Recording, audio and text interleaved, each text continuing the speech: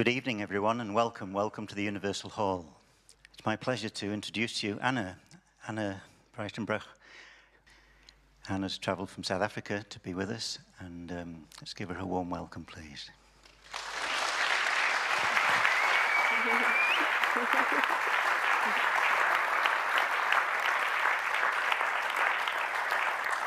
Cool. Right, welcome everybody, and thank you so much for taking time out of your evening to come and learn about talking with the animals. Although it's not just animals I'm going to be speaking with you about. Officially, what I do is called interspecies communication. And that's not a foreign concept to Findhorn for very obvious reasons to do with, well, about 50 years ago, 50 years and some months. Interspecies communication is something that we all can do, so I'm not here to be regarded as, special or having been dropped on my head as a baby. It's about us all connecting with this intuitive ability we have within ourselves. We may happen to have a particular passion for animals or plants, perhaps the trees or even the elements like the oceans. And this form of communication really applies in so many different ways.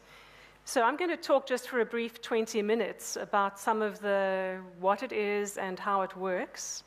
And then we're going to show 15 minutes from a recently completed documentary involving an animal communication case with a black leopard.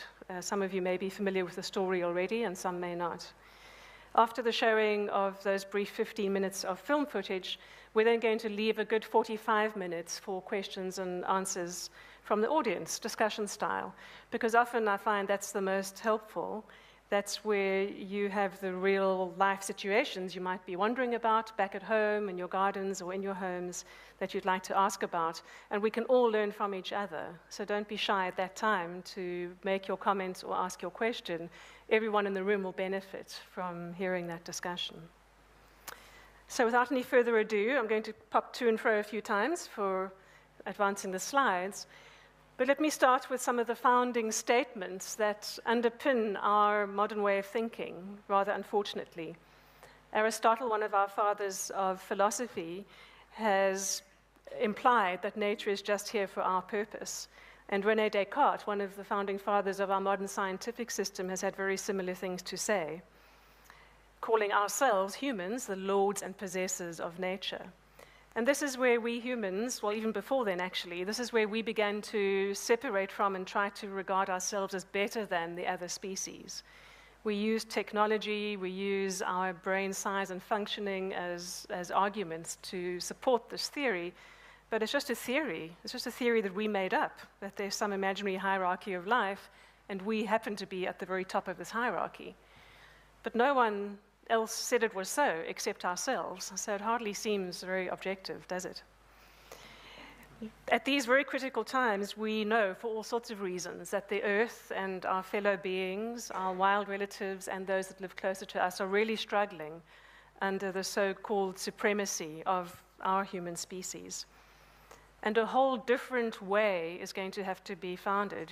Einstein was a very, very wise man beyond his mathematics and his physics.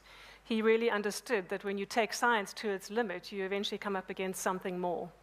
You come up against something bigger than the empirical and measurable sciences. And he knew, and we are now experiencing, that we have to invent a whole new way of thinking and being and relating to get through this evolutionary crisis. Else we're just going to drag all the other species down with us. So what is this world that we're actually living in? It's not physical. It's not about the way flowers look. It's not about how many legs an animal has. It's not even about a teacup or a person. Really, on a building block level, we are all made up of exactly the same stuff, which isn't actually stuff, it's energy. But at a quantum level, whether it's a leaf or a coffee mug or a person, we are just collections of quanta that come together to form atoms, which come together to form molecules, which come together to form increasingly complex beings. But at the fundamental building block level, we are all made up of exactly the same stuff.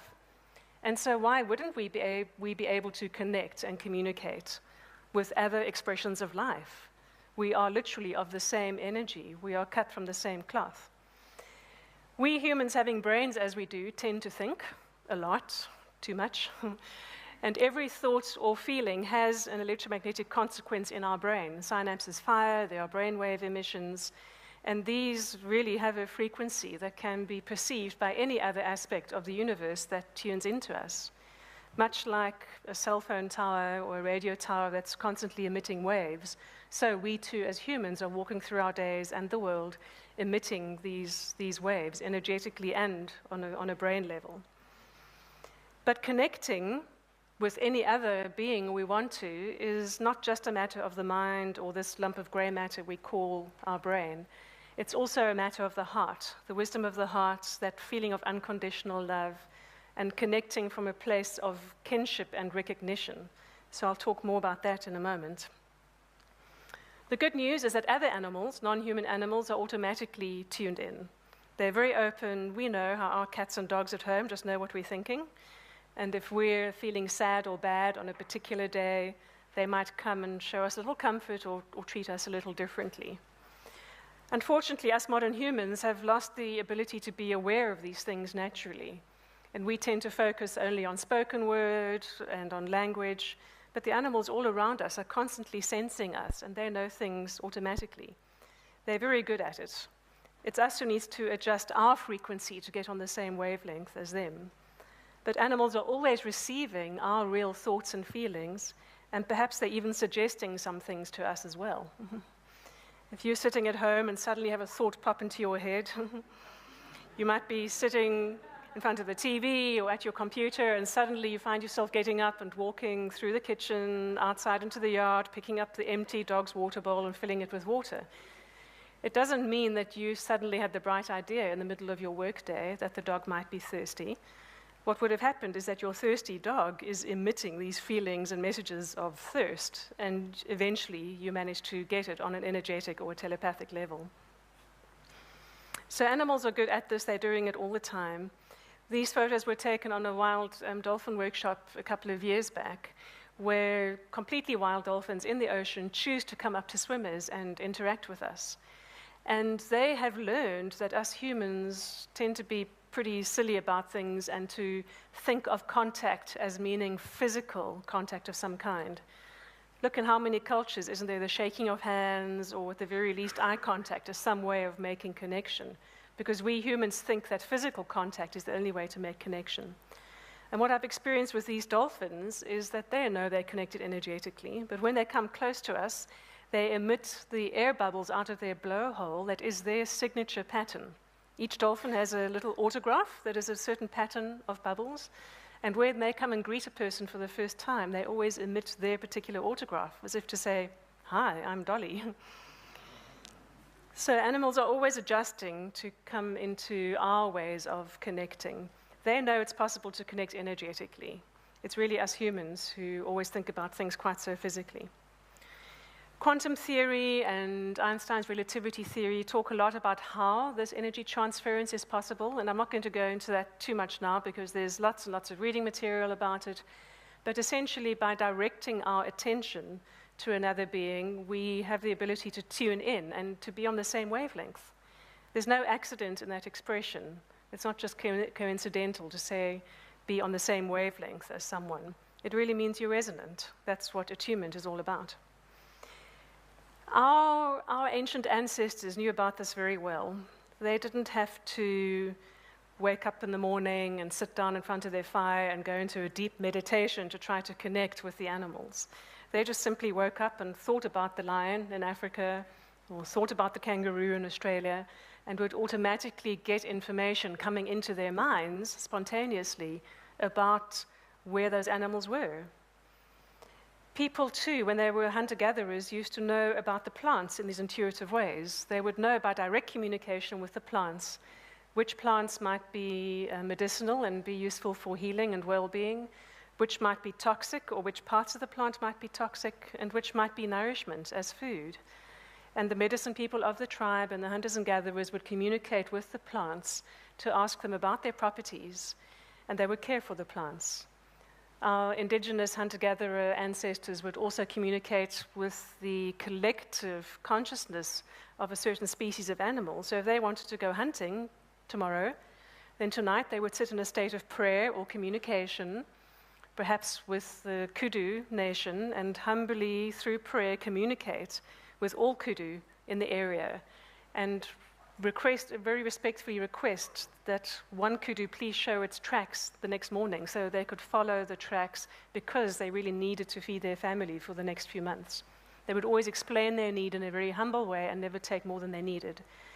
And then about 12,000 years ago, we humans decided to keep animals behind fences and to grow crops and keep them also, keep more than we needed. And when we started hoarding and keeping more than we needed, we began to make them just resources for ourselves and not be in such a dynamic relationship and respectful relationship with them. There are still some indigenous cultures that carry forward these ways of honoring animals. In Nepal, there's an annual day of the dog where all dogs are honored. And everybody puts outside their homes water and food for the stray dogs to come and enjoy. And if the dogs come close enough, they decorate them with garlands of flowers and put turmeric on their foreheads and really revere and honor the animals. So too, there were very close relationships between the indigenous people in Africa and the wild animals too. These days, unfortunately, when we see documentaries, they usually are pitting man against beast and trying to make some big sensational battle of the whole thing, predator and prey. But at the times before modern times, there was a dynamic relationship and a very beautiful way of being, and even physical closeness was possible. Not that you should try this at home. So what is telepathy? It is direct communication. It's direct communication. The animal might be in the same room as you. The plant might be right in front of you in your garden. It's direct communication. You're not using some distant means of doing a psychic reading. It's a direct communication, like a conversation. And the dog will know that you're speaking with them telepathically, just as you will know. It's a two-way sending and receiving of information. It's completely natural. We know how sometimes we can just tell what someone's going to say before they say it. That's telepathy. So it's not something very new agey or weird or a special gift. We're not predicting the future. We're not in some astral traveling way, zooming ourselves over to remote locations to look down and see what's happening there. If we are connecting with an animal who is somewhere else than where we are, we're actually connecting energetically and then asking them to show us where they are or how they're feeling. It's all about directing our attention and our intention. For us humans, that often means eye contact. Some animals don't like eye contact. They take it as threatening, or they think it's a game, you know. So it doesn't have to be eye contact, but with animals who live close to people, like our domestic pets, they can often enjoy eye contact for short periods. With our eyes closed, we can still direct our intention to connect towards the one we want to connect with. Animals and plants are sentient beings. Now, a sentient being means one that can think for itself and is self-aware, very much aware of itself, of its individual expression in the universe. Unfortunately, mostly science doesn't really regard animals as conscious beings, so they go through all sorts of experiments to try to prove that. Cornell University had a study with elephants who have lived in the same yard in a zoo for several years. And one day they took the elephants away and sedated them and put a cross, a white cross, on the elephant's forehead, like you can see. They also put up a big 7-meter mirror in the elephant's yard, and then they woke the elephants up. And when the elephants were no longer sleepy, they went out into their yard. And of course, they went straight to the mirror, thinking, oh, new toy, you know. And they felt with their trunks behind the mirror. But within 90 seconds, they realized they could see their reflection in the mirror. And when they saw their reflection, the first thing the elephants did was, with their trunks, move to the cross on their own forehead and try to wipe away the mark. So this proves that they were understanding their reflection to be a two-dimensional representation of themselves and in reverse, you know, a mirror image. They didn't first try to wipe on the mirror. They straight away realized, whoa, there's something there that shouldn't be there, and tried to wipe the mark away with their own trunks. So animals are self-aware.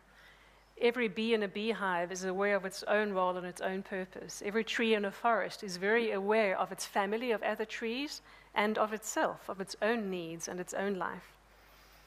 So plants and animals have their own roles and purposes. Perhaps the role of all cats is to find boxes.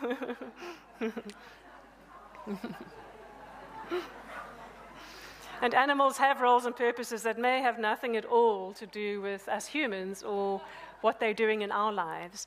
You know, we so often are very grateful to animals for being guide dogs for the blind, or therapy animals, or horses that draw carts, or other animals that help us.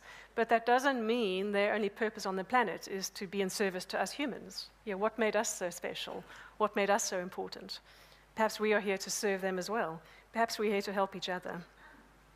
And different species have got different perspectives about what's important to them, or about who they'd like to communicate with. We do know that cats tend to be more independent, but that doesn't mean that you might not have a kitty at home who's a very sociable herd animal who loves nothing more than to be in a big family and would love to be around other cats. We know that dogs and horses tend to like to group together and live in packs or in herds. That doesn't mean, though, that the horse or the dog in your life isn't a very independent soul who wants to live alone. We always need to remember that we're dealing with an individual, and we shouldn't be thinking about generalizations about the species or any prior knowledge. We can just simply ask the animals directly how they feel about themselves and hear straight from the horse's mouth.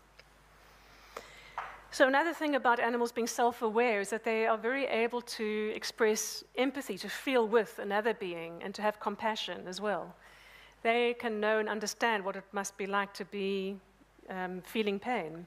They feel pain when a member of their family is feeling pain somewhere else. And it's not about brain size, clearly. Modern science tends to think of brain size as meaning very intelligent. Of course it's not. It's not at all. Empathy can be defined as looking through each other's eyes. For us to truly know and understand another being, we need to be able to look through their eyes, and see the world from their perspective without thinking about it. And children are very, very good at this. Children have an automatic connection with animals because they are free of lots of ideas or expectations.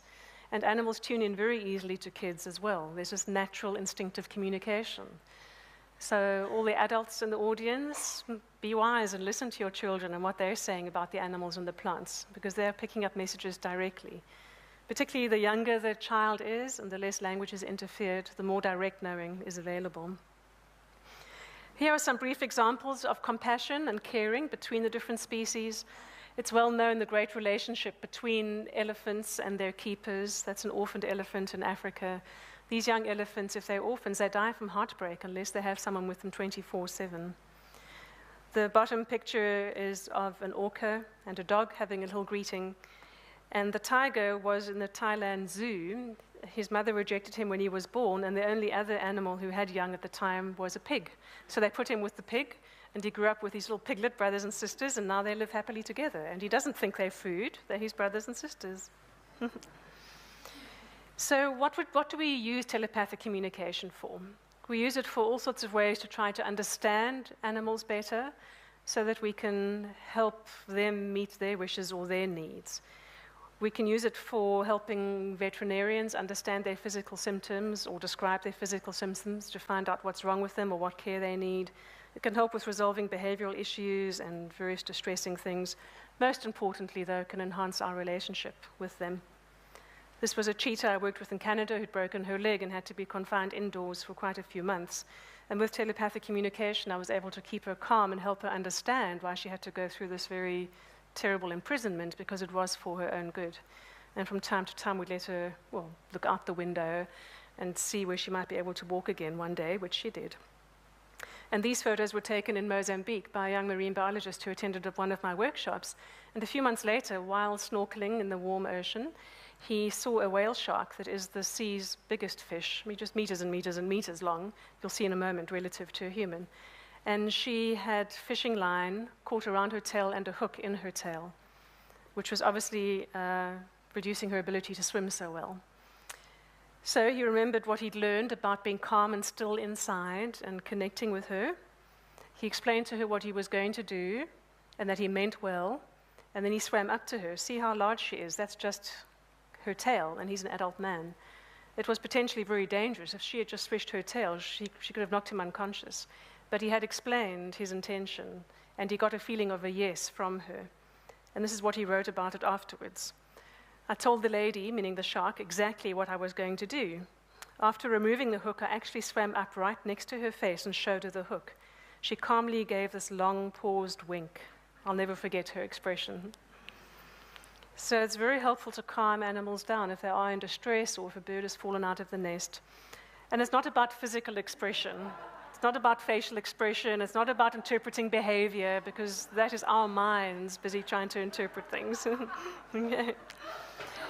It's definitely not about body language. When us humans see an animal in a certain posture or certain body language, we tend to assume certain things.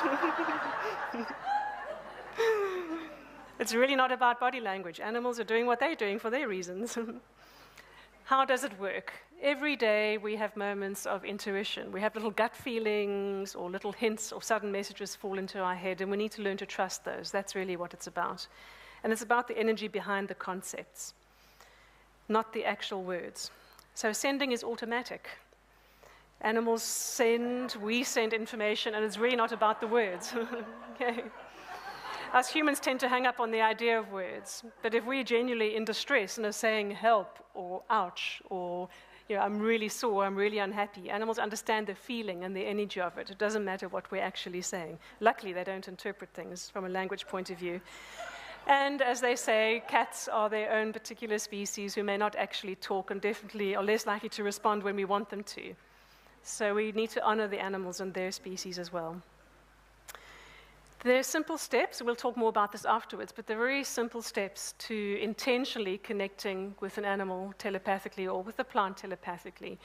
They're very, very simple. So simple that we tend to think, well, they can't be real, or this is too easy. But it's really not a complicated thing. We just have to have our hearts and our minds in the right place. Usually one of the first things to do, therefore, is to relax, to consciously relax. Relaxing the body can help relax the mind, because we need to become still. When our minds are still, we can tap into our deeper knowing, which is the intuition. So being still is very much the first step. Being quiet, not with music or meditation, just being quiet, watching your breathing, and then coming down to being very calm and open, connecting with the heart. It really is about coming down into the wisdom of the heart and to imagine that you're connecting. If you would like, you could have a visualization that imagines you reaching out to connect with the animal. Better to just visualize it than to actually do it, because that might disturb them physically, and that might get your mind all involved in the physical interaction, which it's really not about.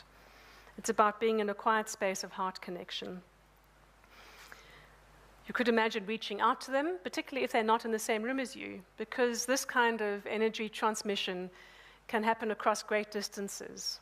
The telepathic energy transference is not at all affected by buildings or mountains or distance. You can communicate with a dog in your room or a dog on the other side of the world. But most important is to be quiet. Here at Findhorn, you have very good access to places and practices to instill that. I noticed since my last visit, there's a nice new bright wood sign on the gate of the original garden saying, "Be still and know." And that is really what it's about. If you become still, you know. You know. You don't think about stuff, you just know. And in that space, you can know the moods and the thoughts and the feelings and the states of being of everything around you, from an ant to an elephant, even if they're not around you, from a cauliflower to a tree.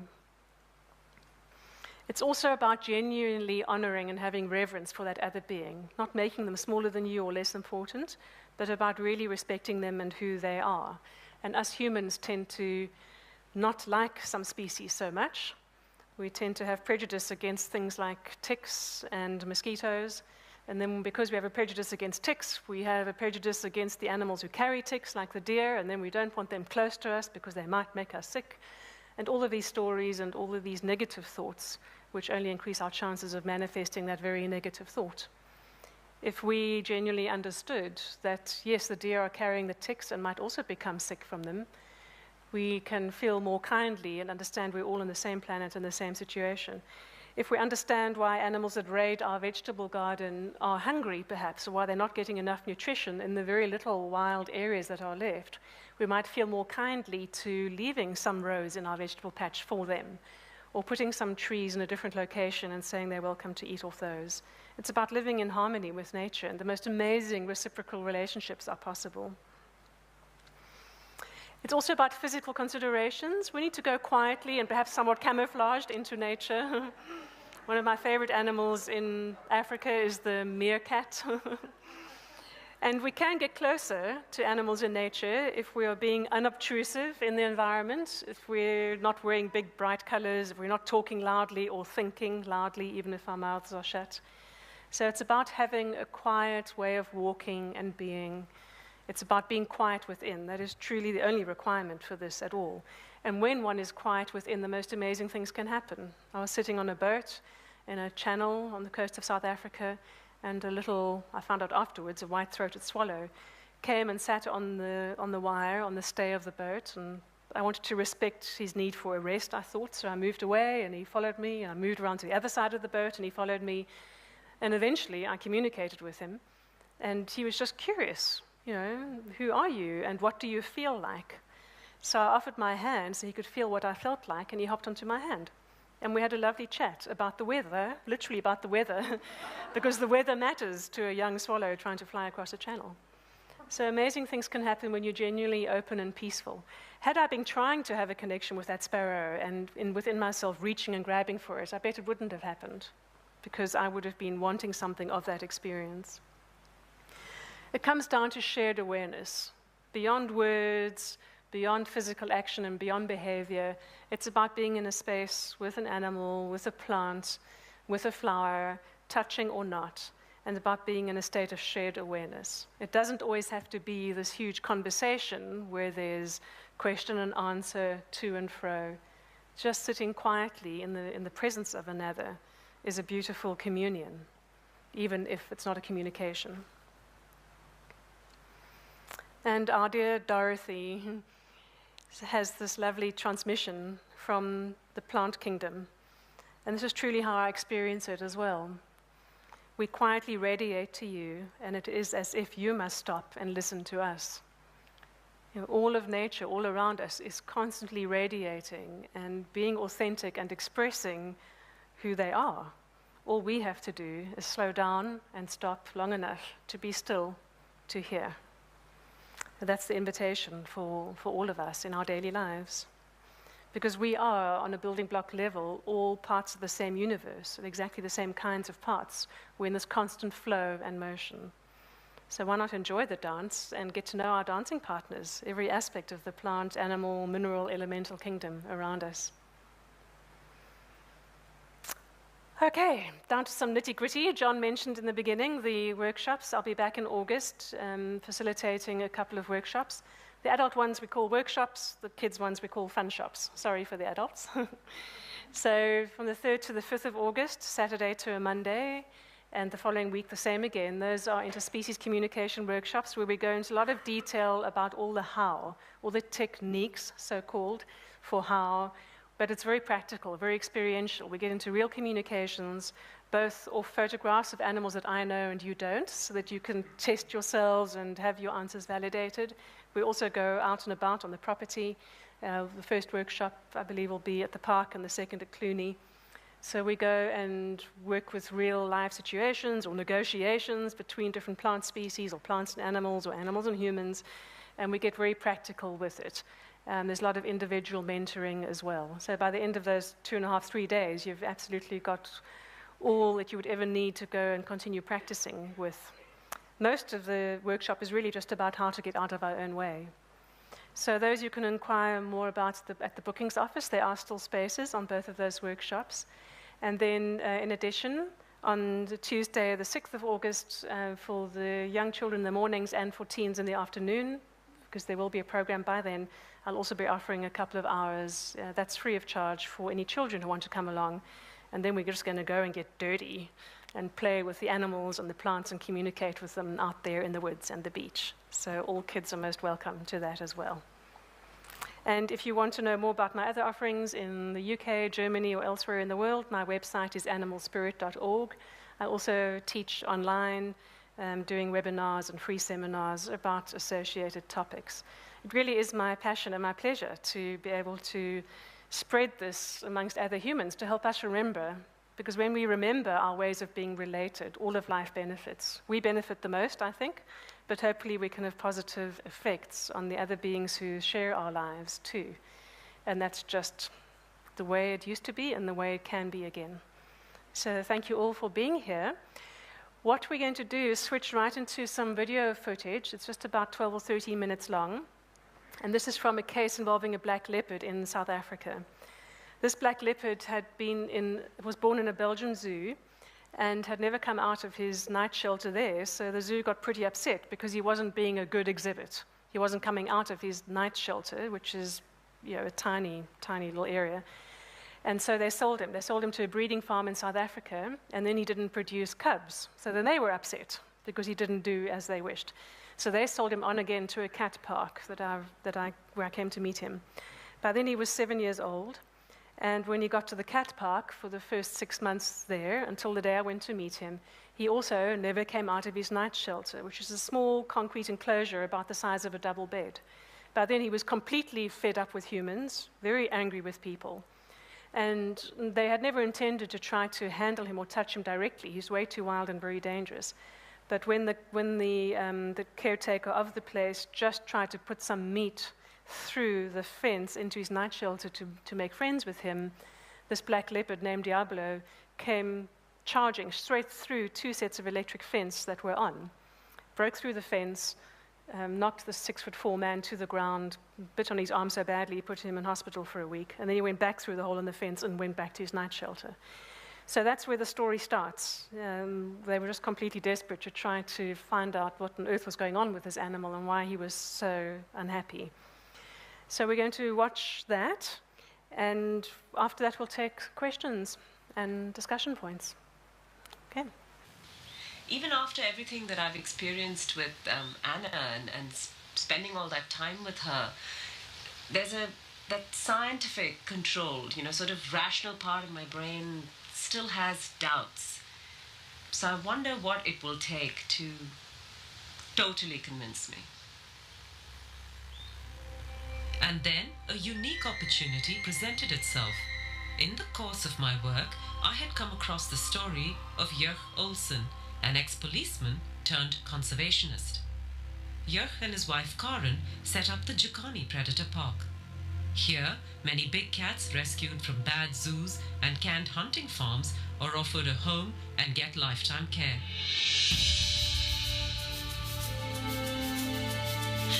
Jörg has a remarkable relationship with his cats, and he handles them in a way I have seldom seen before.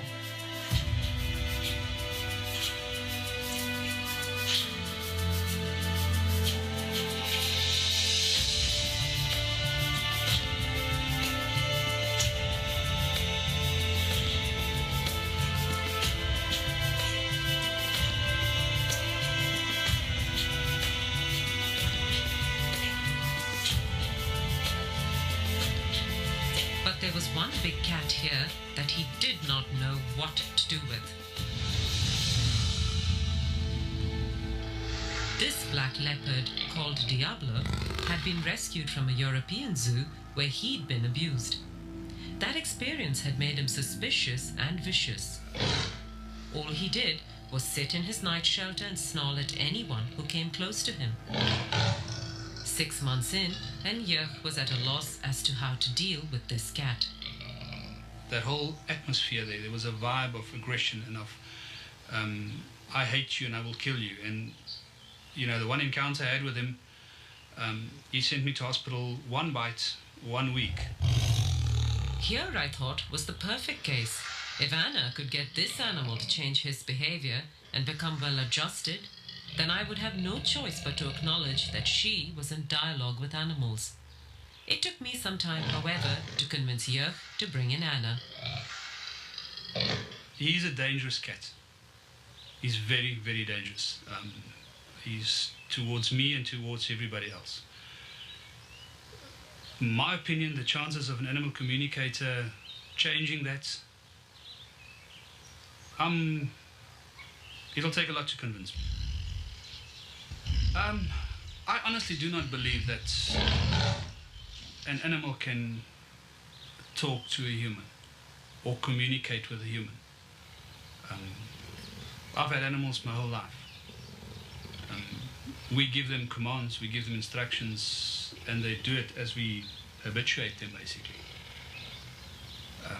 But I'm very skeptical to think that an animal like Diablo will communicate or can communicate with humans. I am desperate, however. I do not want to lose him.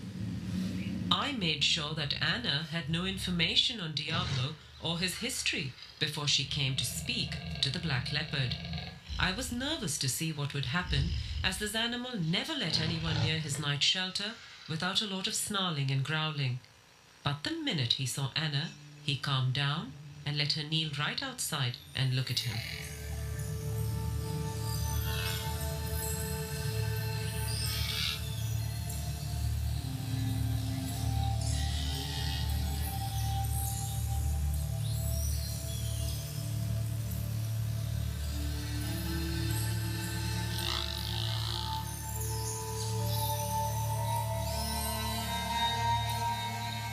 This beautiful black leopard that you've asked us to communicate with is very overawed by his new surroundings, having come from a very cramped and stressful place for him. That this place has been provided for him, but he's been quite conditioned by a very unfortunate past. He doesn't want much to do with humans as a result. He's immensely powerful, and I mean not just physically, which you well know and respect, but he's immensely powerful with a wisdom and an energetic presence and personality that is far bigger than anyone has ever appreciated about him before. And he commands a certain amount of respect for that. Again, not in a needy way, but really just by virtue of who he is as a being. There's a very particular thing about his name, Diablo. He wants that name changed because he doesn't like the associations with it, the blackness, the darkness, the diabolical. And when asking him about his past before coming here, he shows concern for two young cubs that were next to him. He's asking what happened to them with a great sense of care and concern. We actually forgot about that. When we went to fetch him, there was so much excitement about bringing him back here.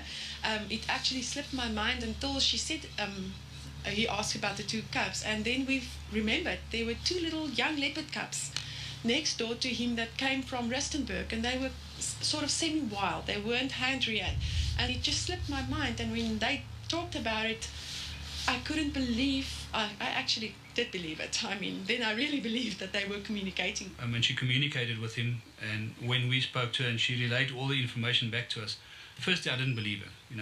It's things that anybody can think out, and you can think, And then she said something about the cubs that were with him. And that changed this whole thing, because now all of a sudden, that's something that she didn't know about. And I've also reassured him that you have no demands of him here, that you're quite happy to not make any physical demands of him or any expectations for display or interaction, that you're really willing to let him be how he wants to be. And that's given him an enormous sense of relief. Yeah. And having told him that has for the first time made him actually genuinely interested in now exploring a bit further. Now that he feels that he's not being asked to come out more, he's genuinely interested in being relaxed enough to have a natural curiosity come out and to actually expand his horizons a bit. And Jurg was just stunned when the black leopard walked out of his night shelter into the larger enclosure later in the afternoon. In the 6 months that the cat had been here, Jurg had never seen him out of the night shelter. He then decided to rename the leopard Spirit.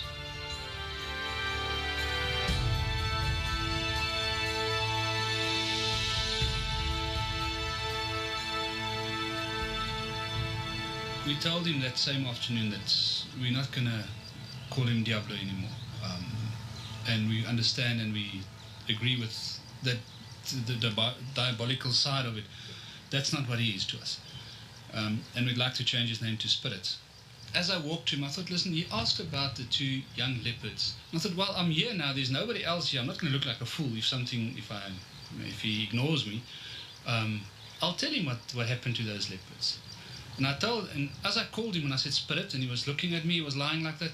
I said, with regard to the 2 little leopards, I just want to assure you, I want to tell you that they're safe. And I couldn't help it. I just said to him, wow, you're beautiful. Beautiful. Oh, that's mooi. That's mooi. And he gave me that, oh. And I thought, what's happening here? And I said to him, you understand what I'm telling you if I say to you that you're the most stunning cat? Oh. And I spoke to him and he answered me about 19 times. And he just sat there and he was totally relaxed. It's the first time since we had him that I felt at ease with him. I felt that he was relaxed and he understood me. It was, to say that I don't know what it feels like for him. For me, it was the most amazing moment. Later that afternoon, Anna came back to check up on Spirit and to see how he was doing. I'm asking him now about how he experienced the communication from Joch through the fence. And he said it's the first time that someone has directly expressed to him verbally appreciation for who he really is, not how they see him to be. And that really surprised him. He shows me an image of literally stopping in his tracks by surprise at that sense of just this wall of appreciation coming towards him. He is so relieved that nothing's being demanded of him here. He's just so relieved. It's like this weight is lifted from his shoulders. And when he was grunting back, he said he was saying thank you for the thank yous. So each thank you he was getting, he was saying thank you back.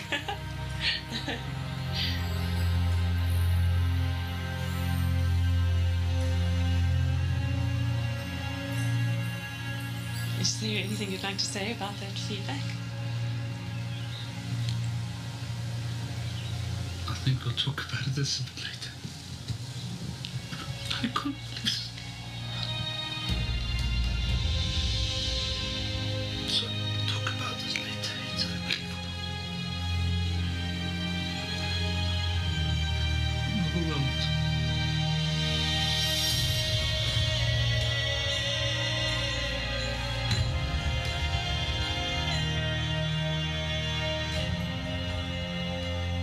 It's 2 different animals. It's 2 totally different personalities. We had a snarling cat, angry at everything, upset about being here, hating humans, hating us for having him here, ready to kill in an instant. To this relaxed black leopard that's lying on top of his log in his shelter is this attitude of you recognize me for who I am now. And it's amazing to talk to him and get to talking and get him to talk back to us. Joch and Karen attended Anna's workshop on animal communication and now use it regularly with all their animals. He changed my whole life. And Spirit and animal communication has taught me, when I work with my other lions, the reactions you get, the communication you get back, the feelings you get. Sometimes you get lions or Queenie, for instance, that's unhappy with something that happened. And I'm not sitting out there wondering what's wrong with her. She tells me, and I can correct it, and I can make her happy because she is in my... I have to look after her. I've got to make her happy. It changed the whole family. The opportunity for every individual on the planet to connect again with nature is right there on our doorstep. It's a matter of simply looking up into the sky to notice the clouds and wind direction, to pay attention to the sounds of the birds around, to feel what it's like to have bare feet on the earth, and to notice with our own bodies and our 5 senses what's going on around us. And that will result in us developing a more intuitive and natural way of knowing how to treat our environment. It's not supernatural. It is supernatural, as in very natural. It's the blueprint of our brains. These ways of knowing and communicating were the way of all our human ancestors. We see how our children come alive when they are out in nature. And as adults, we must remember that we are living in a world borrowed from our children's future. This is a most delicate time in human history on the planet. And for sure the future of the planet and all her inhabitants rely on what we do now and what choices we make. Those choices can be informed by what the animals are telling us if we are just willing to listen and to hear. Perhaps the only real question for us humans is how are we going to respond?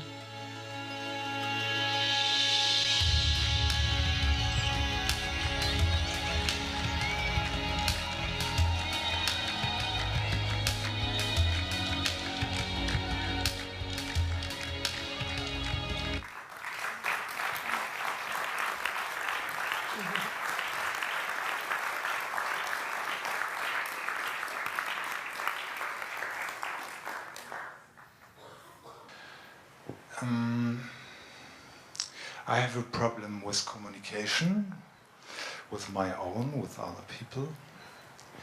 And I was laying 6 weeks before next to a shaman. And afterwards, I haven't no more so much sadness. And just it comes in my mind, maybe I could stay in contact with her now, or in the night, or tomorrow. How can we learn as humans to be connected with people? They help us to heal or something, to grow. Thank you. Thank you. Yes, the matter of this kind of intuitive connection between people, human to human, is a question that I often get asked. With the animals and with the natural kingdom, there's not really considerations for things like what we might call permission or agreement, because the animals are their own selves, and if we wish to connect, they either will connect with us or they won't. There'll either be a sense of agreement and arising to that or not, and that would be their authentic truth. When it comes to humans, though, it's a little more tricky, because all humans, whether they're shamans or healers or ordinary walking around in the world kinds of folks, all of us are very occupied in our 5 senses and with our conscious minds every day. And yes, we are intuitively connected already, we just don't really know about it consciously, because we're so busy with other kinds of thoughts. Connection or intuitive connection is often automatically there with people who are already emotionally close, or with people with whom you've had a very strong bond or mutual purpose, or healing intervention, or some kind of caring scenario. So 2 things are true. Firstly, the intuitive connection is already there between you and whoever you've encountered. You know, it is already there. If you would like to, the other thing that's true is that you may not be aware of it as an actual conversation. And if you do want to engage in a telepathic or intuitive conversation, a to and fro, sending and receiving with another person, then it's always a good idea to speak with them about it in the normal sense, to speak with them first and to get their agreement so that you know there's definitely trust and that everything has been stated. But there's no boundaries to it actually being true. It's just a good idea to speak with the person first and to get their agreement, and then to continue spontaneously or at very specific times that you want to actually have a communication. Distance is no barrier. And this can be a very fun way to practice, by the way, as well. If you want to find a telepathic buddy to practice with, you can practice sending each other, colors or shapes or mental pictures and see how close you are to getting it correctly. It can be a lovely way to practice with someone that you do trust. Yeah. Thank you. Hello, Anna. Ian in the lighting booth. Right. So people may not be aware, they've seen the cameras. We have about 50 people around the world joining us. Great. And I've got two questions. The quick one is Art in San Diego would like to know where he can get your DVD from. And the longer question from Becca is, I always feel bad about animals being kept in zoos. Are animals aware that their species need help, and are zoos helpful? Great questions. Well, thank you. The answer to the first question is really easy. The DVD is available for purchase as a Region 2 DVD, which means that in San Diego you would need to play it over through a computer, Mac or PC, because Region 1 DVD is not yet available. Nonetheless, you can either find details on the resources page of my website, animalspirit.org, or you can go straight to the online catalogue, the online company. It's kalahari.com. Kalahari, like the desert, Kalahari, kalahari.com, and they do ship worldwide. They've already sent several to California. The second question is a very good question, and I came into doing this work in animal communication in a very sideways manner, and it was by actually volunteering at zoos and animal shelters and in conservation programs, and I was very distressed by the state of a lot of animals in those captive environments, because they are very unhappy. A lot of them have got that glazed-eyed look where they're not really engaged anymore. They just have lots of people's thoughts and worse, objects being thrown at them on a daily basis, and they just disconnect. They disconnect from their reality as a way to keep sane inside, and become just really very depressed. So the thing is, I'm certainly not going to go into justifications for why zoos are helpful, to have people go to see animals and at least care about them. And I also certainly never buy into the argument that zoos and breeding are necessary for saving the wild species. So many places pretend to be conservation programs and breeding to save the gene pool when they're actually just tourism establishments making money off entrance fees. But having worked for at least 10 years in these kinds of environments, there were individual animals that I would come across who were very, very clear in themselves that their purpose was to live in captivity and to touch the hearts and the minds of people who came to visit that zoo or that park. And they were the animals who were always bright-eyed and welcoming.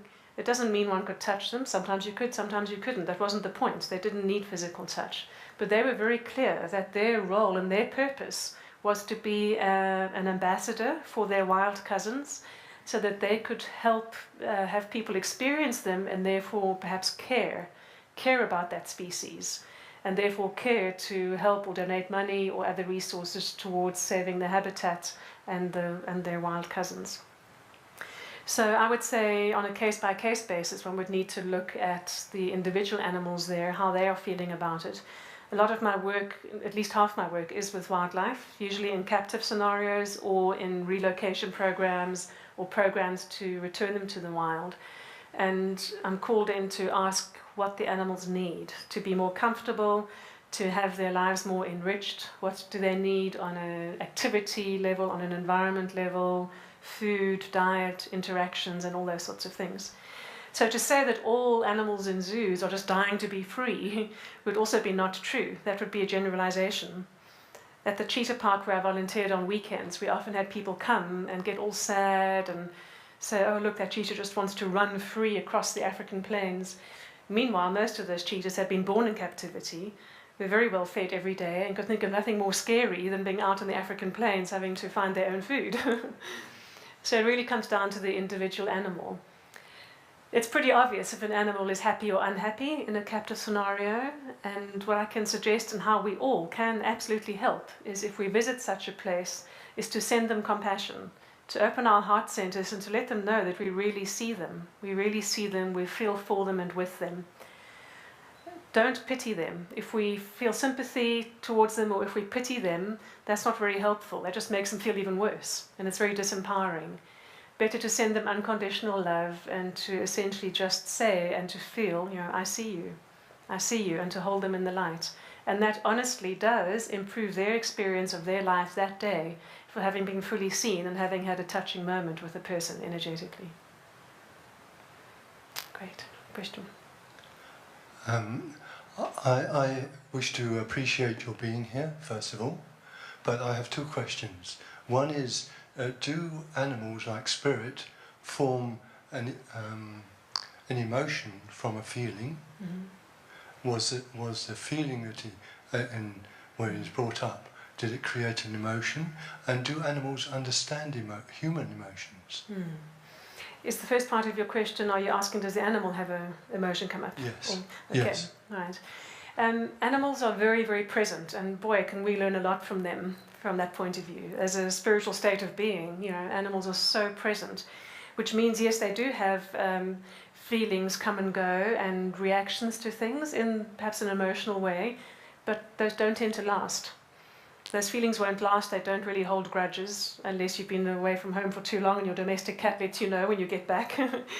But they have feelings. Yes, they do have feelings, and they would experience them as emotions. They might get a flash of aggression or a sense of longing or sadness. So they certainly do. But they don't attach to them in the same way that humans do, and they certainly don't, after the fact of feeling it, sit around and think about it some more. So they don't just tend to sit there and think about feelings. But of course, if they feel the same thing around a certain person often enough, they have memory as well, and they can know what's causing their distress, or they can describe what situations do. When it comes to the question of do animals understand human emotions, they know we have them, and they read human emotions absolutely accurately in the moment, but they don't understand why we have so many, and why we're so conflicted, and why we react so much. Animals are very aware that most of the time we are not present. So they sense our emotions, including if we are unsure. You might be out at the park or on the beach and you see someone whose dog has got away from them off the leash, and they really, really want the dog to come back. And the person is very angry that the dog has got away. But they know that anger is not going to attract the animal, the dog, back to them. So they might be calling the animal, the dog, you know, here Fido, with a sweet little voice, and even offering a treat, and here Fido, good dog. But behind their back, the dog can't see. You can see they've got a stick, and they intend to beat the dog and, you know, punish it when it gets there. And you'll see Fido's response. Fido's hearing the right words and the right tone of voice. He's even having the treat dangled, and everything looks good. But Fido's unsure because he can also absolutely sense the negative intentions of the person. He can sense that all is not well, that there's something else happening in parallel. And so Fido might come back a little half-heartedly with tail between the legs, you know, sort of getting mixed messages, because a lot of the time we ourselves as humans are just mixed up in our own heads. That's also another reason why it's impossible to fake confidence around animals. If you are genuinely feeling afraid or feeling fearful, they will know that. You can't pretend not to, because they'll pick up on that frequency. Is it okay to ask a question about my own animals and a situation we're in, please? You're welcome to. I will just say I won't be able to tell you why your animal's doing what you're doing. All right. If that's because I'm not a behaviourist and I don't believe in generalising. So, no, it's not. So in a one I would say one would have to ask the animal why they're doing what they're doing, what their reasons are. But if it's still relevant as a... It's actually about...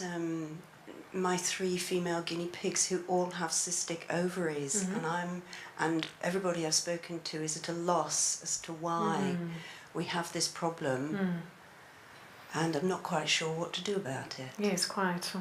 If you have a situation where all the animals in the household are displaying the same sorts of symptoms like that, it would imply there's something going on either in the environment, physically, you know, or energetically, or that they're taking on, unless they're related to each other, and it could be a genetic thing. So there are often energetic reasons for animals' ailments, particularly animals that live close to people. They might display an illness that is actually trying to give us a message. So a domestic animal may develop a liver disease, and perhaps they're trying to tell us we should have our livers checked out, or that we are too much in the emotions that are associated with liver, like anger, resentment, those sorts of things. Sometimes animals take on a physical illness to help us not get so sick, And that might be an act of service on their part, and therefore an appropriate choice because they're making it from a centered place within themselves. Sometimes animals get sick though because they're reflecting to us what's going on, or they've over-identified with us, and it's not coming from such a centered place in themselves. Yeah. But the thing to do in that scenario would probably exactly to have a communicator ask all three of them together. Do they know? Animals most of the time absolutely know what's going on with themselves and why, what the causal reasons are. Yeah, thank you. And yes, thanks. Yeah. I've recently have noticed around my friend's dog.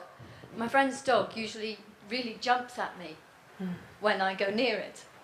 And I've noticed recently that I've been sitting with my rabbit and being quiet and choosing love, being more working on my own centeredness.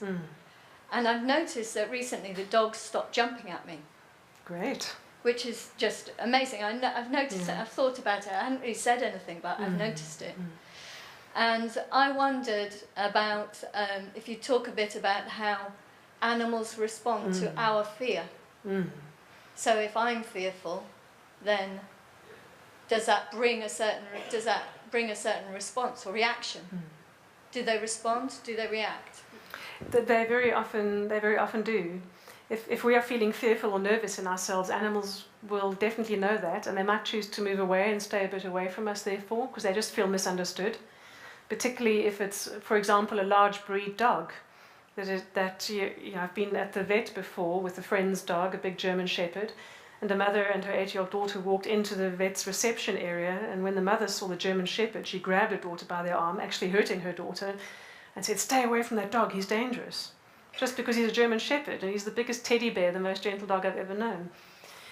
So animals feel that. They feel assumptions, they feel negative opinions about them, and they feel our fear. They may choose to just recede, or they may come towards us if we're feeling fearful.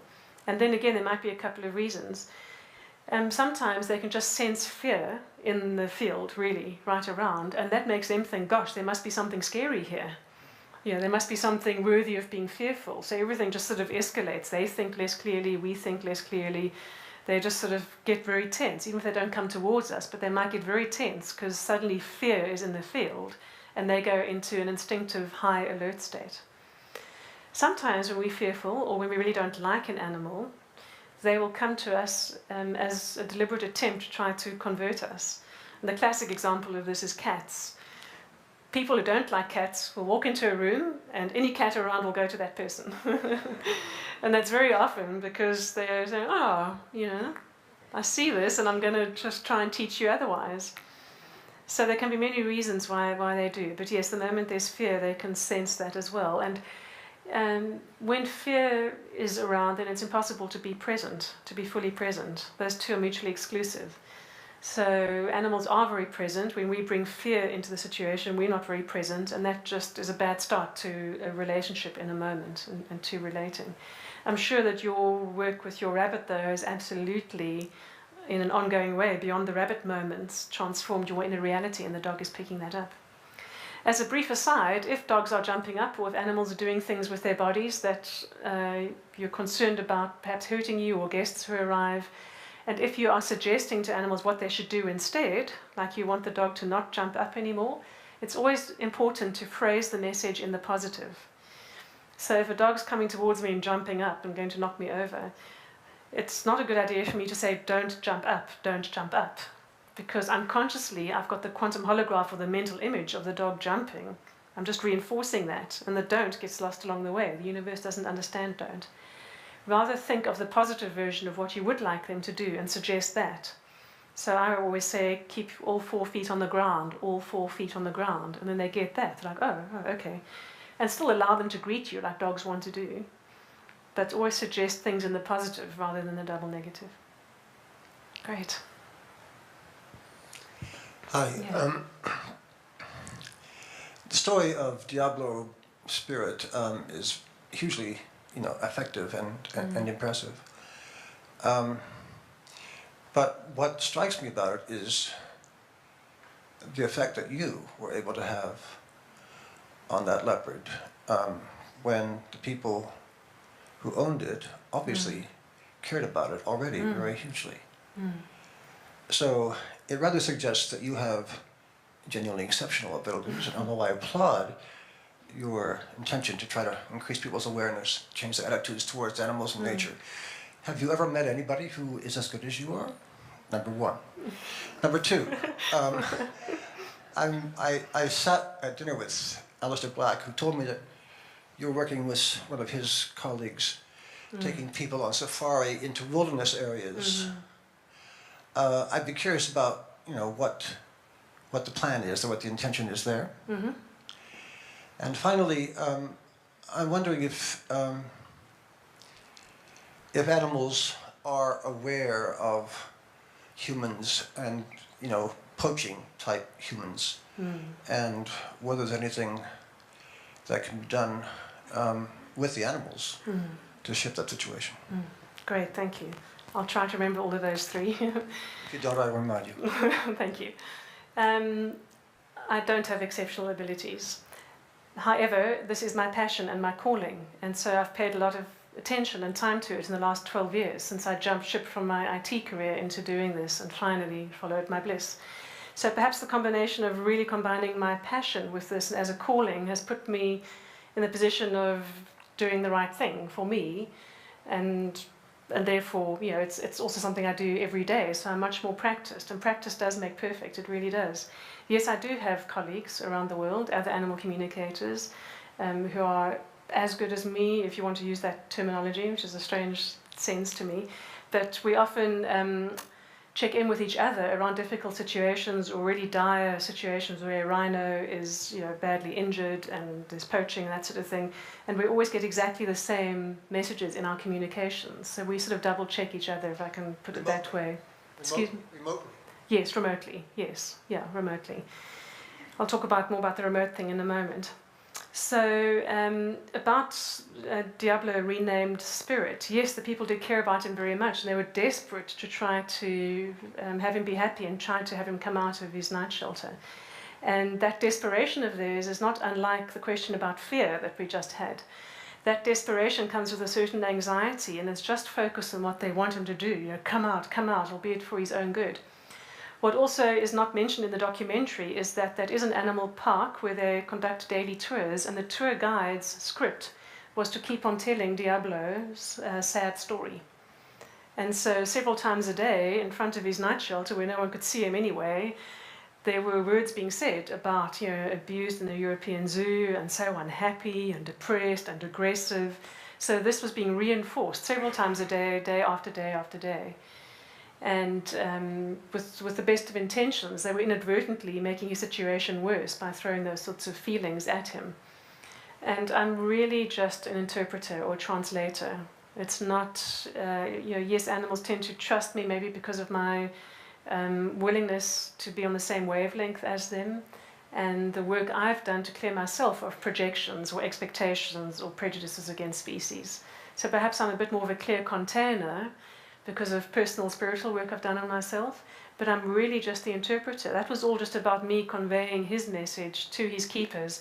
And Jörg, right that same day, he went to the tour guides and he said, you will never ever again say a negative word about him or tell his sad past and tell his story. We're going to scrap that from the script and we're going to rename him, and that's it. And it was because Jörg and the staff did that Spirit responded so positively and then gave that feedback. So the second question was? The wilderness trips. Oh yes, the wilderness trips, yes. Peter Raimondo is a wilderness guide in South Africa, and we run wilderness trails that are between 7 and 10 days long. What is very special about being in the wilderness and communicating with animals telepathically is that it's very, very different, again, to how a lot of the animals experience humans in the tourist sense. Even on safaris, there's people with cameras who want something from them. They want the photograph, or they want to point at them, and they just see them as objects. Here we go on foot, we sleep under the stars, no tents, no communications. We are literally humbling ourselves and making ourselves no greater than the animals. And we will inevitably have encounters with them on foot, but we don't, well, although we are looking after safety and possible interaction dynamics, we're very much about connecting with the animals and their truths, understanding from them how they're feeling about our presence, and do they want us to move away or move around. And just on the last trip back in March, we had an incident. It was a very hot day, about 42 degrees Celsius. Very hard to imagine in the Scottish summer. And we were desperate. In fact, we needed to gather water from the river to be able to drink. We completely ran out of water. But a bull elephant was 100 meters back from the water, and he really, really wanted to get in as well. He was nervous of us. We were perhaps more nervous of him. And he had every right of way. We wanted to make sure he could go. But he conveyed to me he was still very, very nervous and would rather hang back. So I said to him telepathically across the river at great distance, I said, okay, well, we'll also just sit here quietly. When I turned my attention away, some of the men decided to go into the river. They couldn't wait any longer. And the first I knew about it was this perturbed message from the elephant, basically saying, hey, you broke the deal. You know, the people are in the water now, you broke the deal. And he began flapping his ears and wanting to mock charge. So I apologized immediately and explained that I had not actually conveyed that to the men. My bad, I didn't tell the other humans that I'd made that deal with the elephant. They had changed their minds without knowing any different. And so called them out of the water. And he right away transformed. He understood that it had been a mistake in the human communication, and he was then very happy to come down to the water to do his business and then move away so that we could have a turn. And there's lots of encounters with wildlife, injured or otherwise, who will often take very close contact when they know that the human is being genuinely respectful and honouring their needs and their wishes. So those wilderness trails are all about being in a very five-sensory way in the wilds, with nature, on a completely even footing, so to speak. We don't have any other privileges, we don't have any superiority over them, and the encounters are very close and very wonderful because once again they're truly seen, and when it's being meeting being in nature, we too are just like another animal on the landscape. And it feels like I imagine being one of our native ancestors might be, where there's a very real relationship with the earth, with the waters, with the animals. We have baboons roosting next to us if we choose to camp on some cliff faces. Just amazing. For those who might be interested, the next trail is from the 10th until the 16th of October, and details are on the website, animalspirit.org.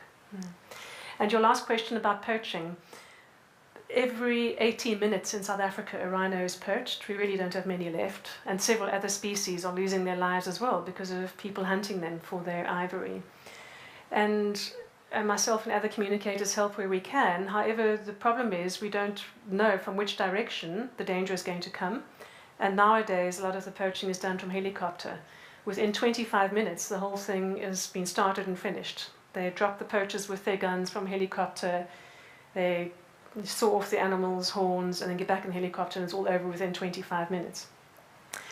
Interspecies communication, telepathic communication has been very helpful in warning animals. So I often am involved in warning animals about farmers who want to shoot them, or where there might be traps or fence lines or busy roads, or if we know there's a weak point on the border of a reserve, to ask the animals to avoid that area and literally visualize them moving to a different part of the reserve. Last week, while I was sitting here writing, I was involved with a white lion project in South Africa, who were introducing 2 new lionesses from a different reserve. And if they meet the existing lions too soon, it could be a real bloodbath and many lions would be killed. And they didn't want to have to sedate and anesthetize the resident lions while they brought in the others, because they had to go through the reserve to get to the enclosed area.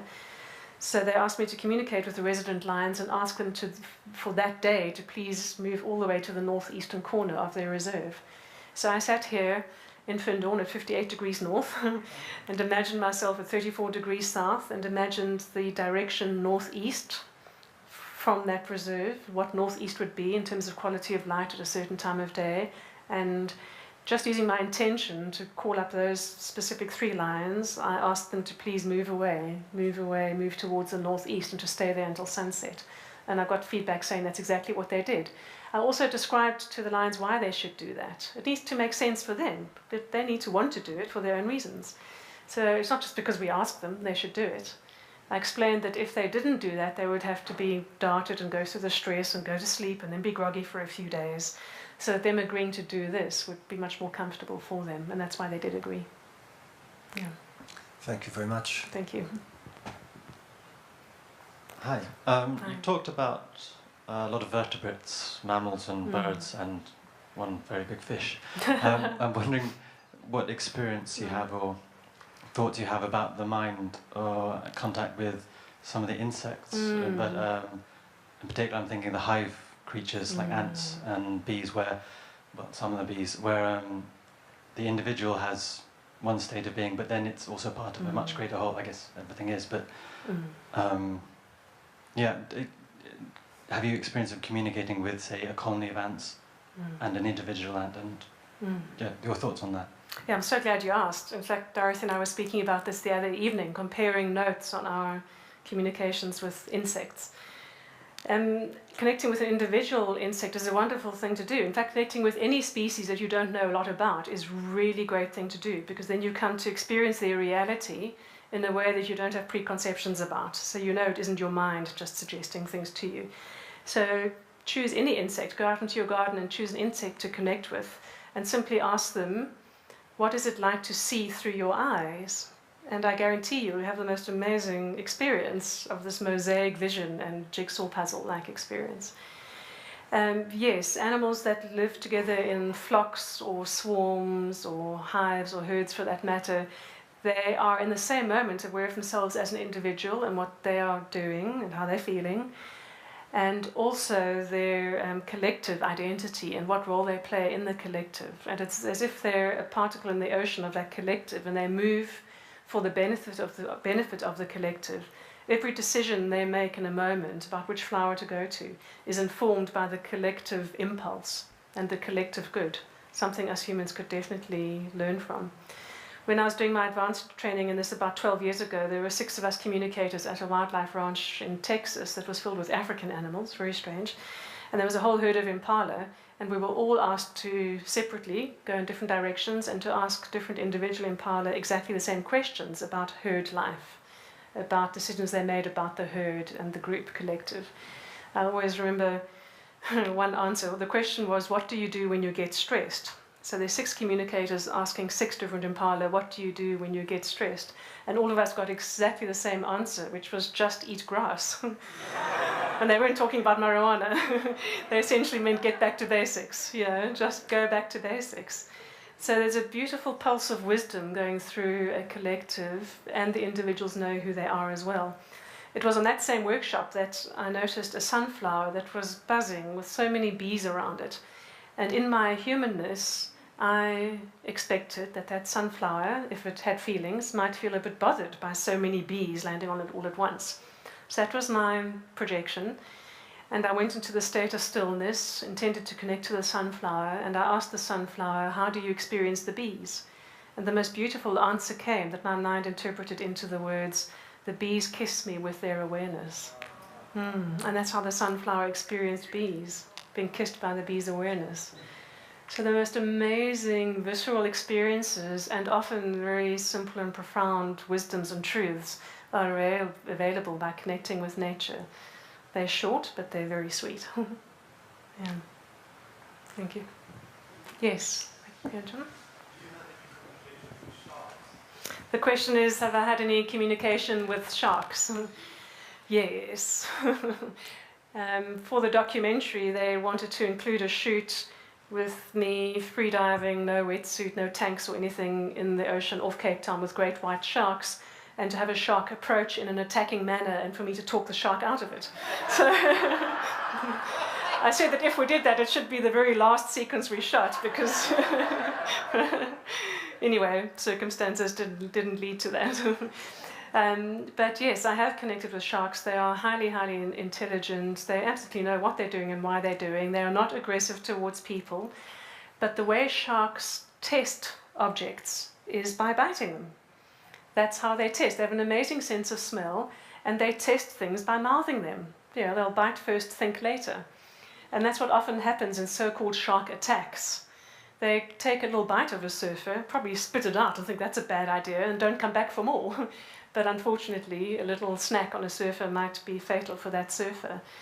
So yes, I've had many communications with sharks. About a year ago, the city of Cape Town employed my services to communicate with all the sharks in their area because they were considering a shark net. They wanted to know how the sharks felt about the shark net and the problems with that. Many sea animals die. They wanted to know how they felt about research programs that are taking some out of the ocean, tagging them and releasing them. They wanted to know why the sharks were inshore and close near some beaches, and the answer to that was because the Navy, not too far away, had a certain configuration of beacons they were sending signals to in their testing, and the sharks were literally attracted by this electrical activity. It was very curious to them, and they were always going there to find out what it was. They were attracted by these electric signals from the beacon. Yeah, and many surfers speak of sharks being kind, gentle, just curious, and just simply in the water with them. And sharks do feel our prejudice against them as well.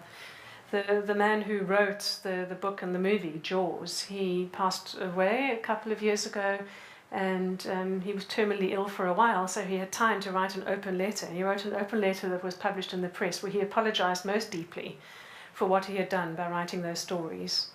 He says he apologizes most deeply. It's the worst thing he's ever done. He is so very sorry because of what it has caused. And the distress that sharks are suffering as a result. Yeah. Thanks. Just wondering, in your recent communications, have the animals been saying anything about the global climate change, or have species been communicating to you and wondering what's going on, or have you been telling them things, or what has there been anything happening? Because do you understand my question? I do, thank you, okay. Telepathically. Thank you. Yes, they do literally experience the oceans heating up around them, for those that are in the oceans, and the drying up of water holes on the lands. So they know what's going on. They understand it's because of our rampant resource abuse. So they understand that we are responsible, but they wouldn't really have the feeling of blame. I'm just always so amazed at the compassion that all animals show towards us humans. I'm amazed there hasn't been some major uprising against us, because there are several species that could injure us if they wanted to. But they absolutely understand that we're kind of lost ourselves, that us humans are lost, and they have such compassion for our lostness and are so concerned for our souls and for our well-being, even though they are at the receiving end of a lot of the very ill effects of our actions. And they know in many cases that extinction of species and their own demise and or horrible situations, or swimming in a toxic soup that the ocean is these days, is causing them physical difficulty, illness, pain, discomfort. And yet they are very accepting as a quality of being. They absolutely accept what is happening. But they are very aware of why it's happening. Animals too perform many functions we don't even know about. For example, the elephants' migratory paths across the lands actually follow major energy grid lines and ley lines. And so too the migratory paths of whales and dolphins in the sea follow those same magnetic lines and ley lines, essentially holding together the grid of the earth. So there's such a stabilizing role that the animals are playing by being on the planet. And we've got no idea what we're doing by tugging on the strand of the web of life. The whole web does shake, and they all feel the wobble. So they do know. If they are going extinct, it isn't some overt decision on their part. They're not saying, well, we've had enough, we're getting out of here. So long and thanks for all the fish, to quote Douglas Adams. They're not deciding to leave. They are leaving as a result of our actions on a physical level. Yeah, and yet they stand in compassion and are very willing to connect with us and to still just, even through their distress, show us what we're doing. That's why more and more these days, in recent years, beachings are happening on very populated beaches. Beachings of sea animals are happening on very populated beaches, so that many humans are around and very aware and get touched or moved or inspired to at least consider how they're living their lives.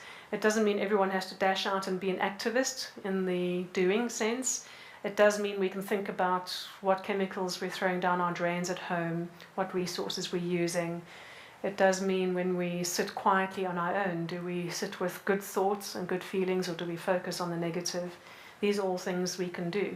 We can also be involved in many forms of sacred activism, which would be right from the comfort of our own armchair, meditation, like happens for the bees here and for nature, prayer, whatever modality calls to us. This is how we can really make a difference. Most of all, we need to be that difference, as Gandhi said.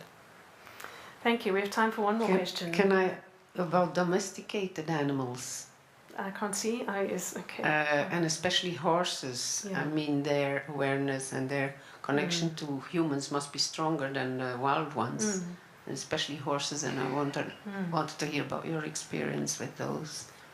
Okay. Domestic animals have travelled quite a journey out of being wild and come to live close with humans, often against their will in the beginning, but now much more willingly also. First of all, I find it an amazing act of trust on the part of domestic animals that they've given over even their most basic right to feed themselves by just trusting someone will come home and give them food because they're locked in a house or in a paddock all day. So even their most basic self-determining right has been taken away from them, and they trust us. Speaking in more general terms, over the course of history, I've often got messages, I have messages that animals have come out of the wild to be close to humans to help us get in touch with our true nature again. So it's often as if domestic animals are the bridge between us modern humans and our own wild nature, meaning our nature's inside. And it's often through having direct contact with an animal of any kind, an animal at home, that we just relax and be, or that we come to hear ourselves, our real self speaking, that we come to know our own nature. And so they're a very, very valuable bridge and the most fabulous companions and guides as well. Yeah.